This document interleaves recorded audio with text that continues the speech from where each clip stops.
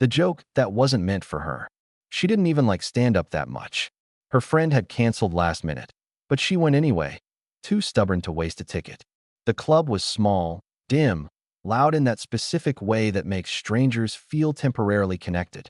She found a seat near the back, ordered a drink, and told herself she'd leave early if it got boring. He wasn't supposed to be on stage that night.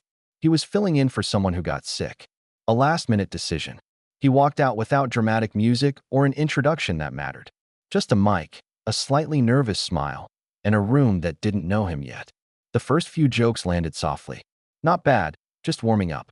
Then he told a story about getting lost in his own city, about pretending to know where he was going when he absolutely didn't.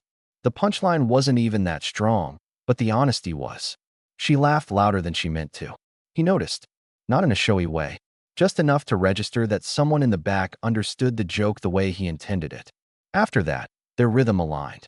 He would say something slightly too real. She would laugh a second before everyone else. The room faded a little for both of them. When the show ended, people crowded near the stage. She hesitated, then surprised herself by walking closer.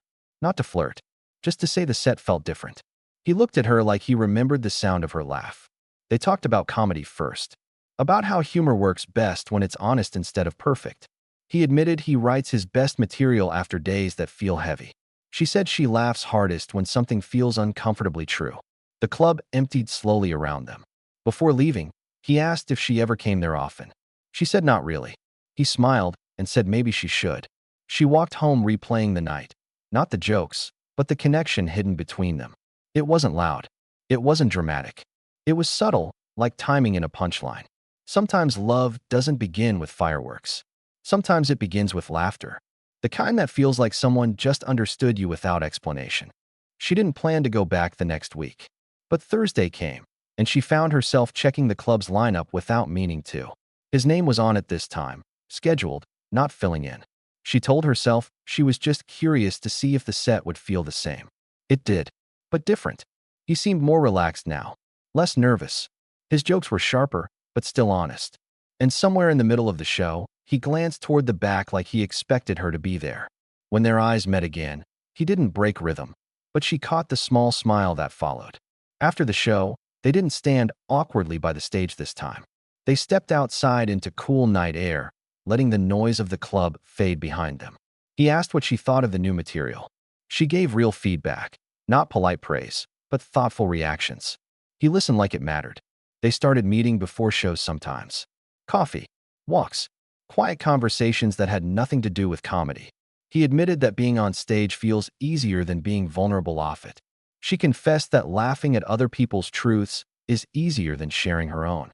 One evening, after a show that didn't go as planned, he was quieter than usual. The audience had been stiff, distracted. She found him outside leaning against the brick wall, staring at the ground. Instead of offering encouragement, she told him which joke had still worked and why. He looked at her like she had just handed him something rare. It wasn't admiration that grew between them. It was understanding. Months later, he tried a new bit on stage. A story about how sometimes the person who laughs first is the one who sees you clearest. The room laughed. She didn't at first. She just listened. And when she did laugh, it was softer this time, more private. After the show, he didn't ask if she liked it. He asked if she wanted to stay. And for once, neither of them needed a punchline to know the timing was right.